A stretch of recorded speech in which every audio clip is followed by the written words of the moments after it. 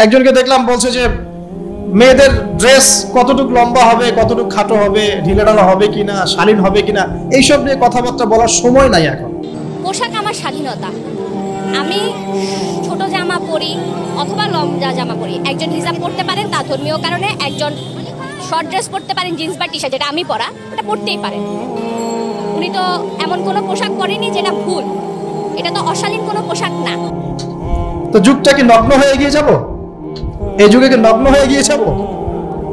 তো এই যে আল্লাহ পাকের বিধানের 5 পয়সা পরোয়া নাই। আল্লাহ পাক যেখানে বলছেন সূরা আহজাবে যে মেয়েদেরকে বলো হে নবী, তারা যখন বাড়ি থেকে বের হবে তারা যেন জিলবাব দিয়ে তাদের কাপড়টা, দেহটাকে ঢেকে নেয়। তো আল্লাহ পাকের এই আদেশের কি দাম আছে ওর কাছে? 5 পয়সা দাম আছে? বড় বড় শহরগুলোতে গিয়ে দেখেন, শপিং মলগুলোতে গিয়ে দেখেন, শপিং মল, ইউনিভার্সিটিজ, মেগা সিটিজ গুলোতে গিয়ে দেখেন, মেয়েদের গেট আপ গুলো দেখেন। বলবে যে হুজুর আপনারা এগুলো দেখেন? জি না, আমরা দেখি না, বাট আমাদের চোখের সামনে পড়ে যায়। আর চোখের সামনে যখন পড়ে যায় তখন তো আমরা চোখ বন্ধ করে হাঁটতে পারবো না।